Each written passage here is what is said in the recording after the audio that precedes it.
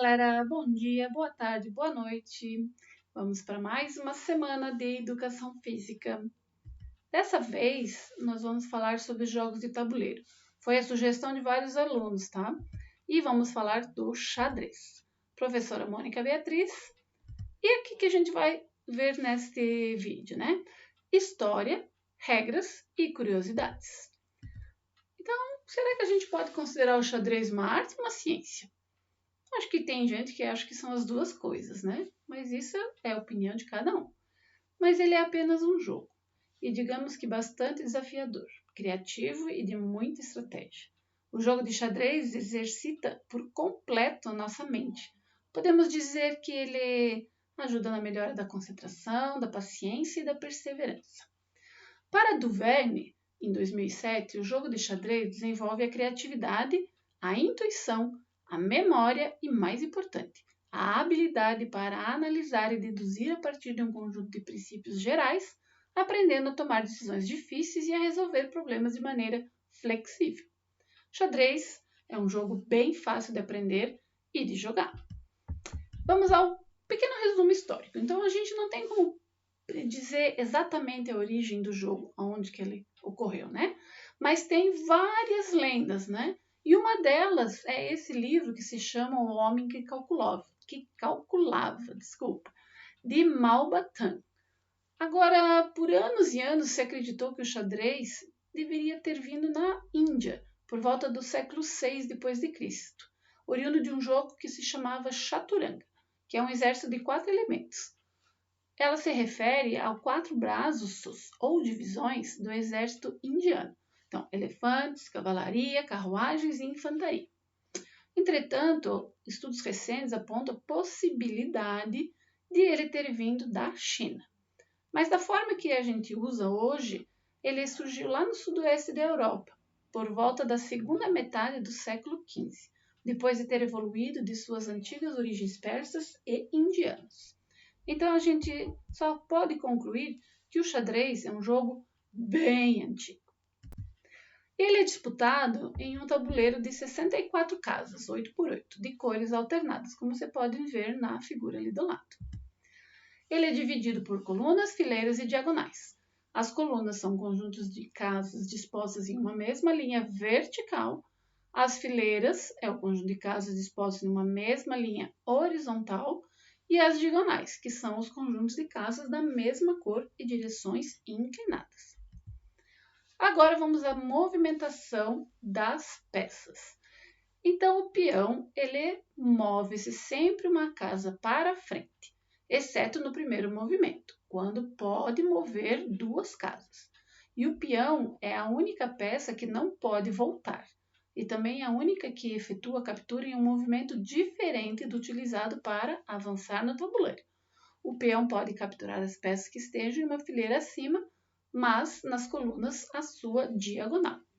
Então, vocês observam ali o peão, né?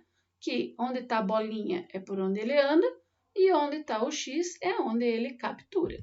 Eu fiz um pequeno vídeo para vocês poderem ter mais uma ideia de como que faz essa movimentação dos peões. Movimentação dos peões. Então, como já dissemos, ele pode andar 1 ou 2 casas na primeira jogada, certo? E a captura é em diagonal, ocupando a casa do adversário. Agora, o bispo. Então, ele se move na diagonal quantas casas quiser. E o bispo que iniciar numa casa branca, ele só pode ficar na casa branca. Se ele está na preta, logicamente vai ficar andando só na casa preta. Então, ali a gente vê também na ilustração um bispo numa casa branca e as possibilidades para onde ele pode ir. Novamente, fiz um vídeo para a gente poder assistir. Só deixo, cadê? Aí. Movimentação de bispos. Observem que um está na casa vermelha e outro na casa preta. Então, ele só pode se movimentar dentro da sua casa de origem e em diagonal. A captura, mesma coisa, se dá ocupando o lugar do adversário. E os bispos também podem retornar. Então, a gente viu, né, que a captura é igual à do peão. sempre no lugar onde a peça estava do adversário. O cavalo, ele é a única que pode saltar sobre as outras peças. E o movimento dela é conhecido por um 2 ou por um L, que ele pode andar duas casas, né, na horizontal e uma na vertical, ou uma na vertical, duas na horizontal. Aí depende, né, qual que é para que local ele está querendo ir. E uma curiosidade é que quando o cavalo está numa casinha branca, ele vai terminar numa casa preta. E assim, vice-versa. Vamos lá ver o vídeo que eu também fiz com essa movimentação de cavalo. Movimentação de cavalo. Sempre 3 casas. Uma para frente, 2 para o lado, ou 2 para frente e 1 para o lado. Lembrando que o cavalo é a única peça que pode pular sobre as outras. E na hora de fazer a captura, ela se dá na última casa onde termina a jogada do cavalo, retirando a peça do adversário e ocupando esta casa. Bem simples, né? A torre, ela só movimenta em linha reta, tanto na vertical como na horizontal, em quantas casas ela quiser. Vamos assistir o vídeo. Movimentação de torre, sempre em colunas ou fileiras, mas é sempre em linha reta. Colunas ou fileiras, pode ir para frente e pode ir para trás. A captura também se dá terminando a jogada na casa onde o adversário está, ocupando esta casa. Eu falei ali em colunas ou fileiras, mas é a mesma coisa que a gente falar em vertical e horizontal, certo? O rei, ele pode se movimentar em qualquer direção, só que só uma casa por vez. Aí você pode vir ali no sisteminha, né? E também a gente pode observar a movimentação. Movimentação do rei, tanto para frente, como para o lado e para a diagonal. Pode avançar e pode recuar. Então é bem simples do rei, né? E a da dama, né, ou rainha, é a mesma coisa que o rei, só que ela pode andar em quantas casas ela quiser, contanto que essas casas estejam livres, né? Porque ela não pode pular por cima das outras peças. Opa, vou lá voltar, vamos lá ver o vídeo. Movimentação de damas é a mesma movimentação que o rei pode fazer. Então ela pode ir em diagonal, para frente, pode retornar em todas as direções. Mas o rei só pode andar uma casa e a rainha pode andar quantas casas quiser. Vocês viram que devia estar frio, né, nesse dia que eu fiz essa gravação. Realmente, frio tá danado. Então, como a gente vai montar as peças no tabuleiro? Então, a casa branca fica ao lado direito do jogador. Então, bem lá embaixo, ó, casinha branca. Rainha preta fica na casa preta, rainha branca na casa branca. As torres ficam nas pontas, depois vem os cavalos, os bispos, o rei e a rainha. E os outros 8 peões ficam na frente de todas as outras peças, como vocês podem observar ali na figura. Agora, como se joga? Bom, o objetivo é dar o checkmate para o adversário, ou fazer com que ele se renda. Então, o jogador que estiver jogando com as peças brancas é sempre quem começa o jogo. Depois vai fazer o movimento o jogador das peças pretas e assim eles vão alternando as jogadas até o fim do jogo. Nenhuma peça, quando deslocada, pode ocupar uma casa que já está sendo ocupada por outra peça da mesma cor. E quando a casa de destino de uma peça, quando a casa de movimento estiver sendo ocupada por uma peça da cor adversária, a peça em movimento efetuará a captura da peça adversária, certo? Então, se a peça se a casa que você vai ocupar tem a mesma cor das suas peças, você não pode ocupar essa casa. Agora, se tem um adversário, você vai capturar o adversário. Existem alguns movimentos especiais. O primeiro é o roque. Ele é um movimento que envolve duas peças, rei e a torre, ou qualquer uma das duas, certo? Então, mas para ele poder ser feito, tem que ter umas certas regras que a gente precisa obedecer. Umas seguintes condições. Então, o rei não pode ter sido mexido e nem a torre antes de fazer o roque. E aí, quando estiver fazendo o roque, também aquelas casas onde eles estão se movimentando não podem estar sendo ameaçados por nenhuma peça adversária. E também não pode ter nenhuma peça ali no meio, senão não tem como fazer a movimentação. E quando você for fazer o roque, você sempre tem que movimentar primeiro o rei. Captura em en passant. Essa captura é um tipo especial feita por peões. Então, as regras para a captura do en passant. O peão a ser capturado deve ter feito o lance inicial de 2 casas. E o peão que vai fazer a captura pode fazê-la como se o peão a ser capturado estivesse exatamente uma casa à frente da sua posição inicial e deslocando uma coluna à esquerda ou à direita, como na captura normal. Eu sei que falando fica um pouco difícil. É por isso que eu fiz um vídeo para vocês poderem entender melhor.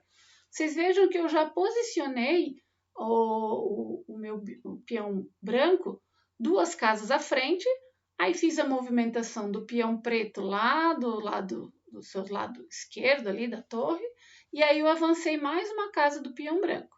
E agora vem a captura do en passant. Se o peão preto vai avançar 2 casas, então ele obrigatoriamente tinha que vir para essa, mas como é uma vantagem, ele andou 2. E o en passant, esse bispo toma o lugar e retira a peça. Esse é o en passant. Eu falei esse bispo, né? Mas não é esse bispo não, tá? É esse peão. A promoção do peão também é uma jogada especial. Quando ele alcançar a última linha do tabuleiro, ali no desenho, as peças brancas, é a casa 8. E ali na posição do preto, ali, é o jogador da linha 1. Então, quando ele chega lá, o peão, ele pode ser substituído por uma dama, por uma torre, por um bispo ou por um cavalo, certo? O que é cheque? É um rei sob ameaça de captura.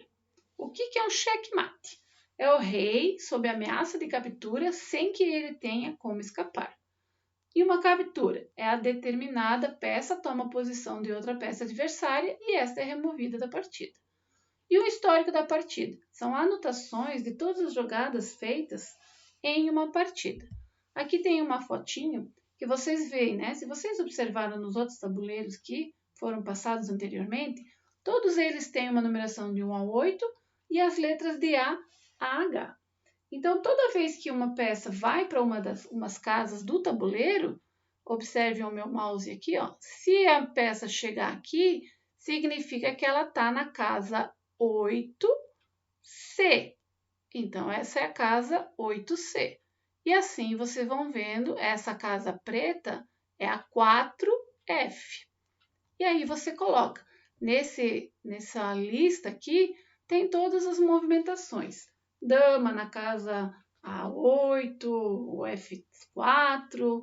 Aí vocês vão anotando as partidas para a gente poder depois estudar melhor e poder aprender com os nossos erros. E aprender com acertos, né? Que também é muito importante para o sucesso de um jogador de xadrez. Como é que acontece a vitória? São 2 formas de vencer. Primeira, se o jogador fazer um checkmate ao adversário, e a segunda, se o adversário desistir da partida. Na sala ranqueada, ainda um jogador pode ganhar se o seu adversário atingir o tempo limite. Isso acontece quando você usa o relógio, né? Quando acaba o tempo da pessoa jogar e o ponteirinho cair, que como se chama, aí acontece a vitória. Empates. O que é considerado empate? Primeiro, quando um jogador não puder mais efetuar jogadas consideradas legais. Depois, quando um jogador propor o empate e o outro aceitar. Quando os jogadores não tiverem mais peças suficientes para dar checkmate ao adversário, aí é considerado material insuficiente. O que é material insuficiente? Se você tem um rei e um bispo, ou se você tem um rei e um cavalo, ou se você tem um rei e 2 cavalos contra um rei sozinho. Então, nessas situações, é empate. Outra situação, quando um jogador oferece um cheque perpétuo. Depois a gente vai falar sobre o que é um cheque perpétuo. quando forem feitas 50 jogadas sem captura e sem movimentação do peão, e determinada posição ocorrer pela terceira vez durante uma partida. Isso tudo a gente vai explicar lá na frente. O rei afogado. O rei afogado é uma posição que ocorre em duas circunstâncias ao mesmo tempo. O jogador da vez não tem jogadas legais para fazer e o rei do jogador da vez não está em xeque e não pode movimentar nenhuma peça. Ou seja, quando o rei está sozinho e não tem para onde ir, porque senão ele entra em xeque, aí o jogo termina com um empate. Quando isso acontecer, se diz que o rei está afogado e a partida termina. Observação: um rei não pode capturar outro rei, ou seja, eles nunca vão estar juntos no tabuleiro. Então agora a gente vai falar sobre o que é o cheque perpétuo, uma curiosidade. Então, quando o jogador impõe cheques sucessivos em seu adversário e esse não consegue escapar, aqui ele pode reclamar o empate por cheque perpétuo. Ou quando acontece um comum acordo, quando os jogadores, o cheque comum acordo é quando os jogadores concordam que empatar em função do equilíbrio aparente das posições e a partida concluída com um empate. Tripla repetição. O jogador pode solicitar empate quando comprovar que a mesma disposição das peças sobre o tabuleiro foi repetida em 3 situações, independentemente do número de lances entre as posições. Regras dos 50 lances. Então, quando for comprovado que foram realizados 50 lances sem captura ou movimentos de peões, o jogador também pode reclamar o empate. E agora vamos ao valor relativo das peças. O rei é absoluto. A rainha, 9 pontos. Torres, 5 pontos. Bispos e cavalos, 3 pontos. E o peão ali, 1 ponto. Muito bom. Agora que você já sabe tudo sobre xadrez, que tal você jogar? Né?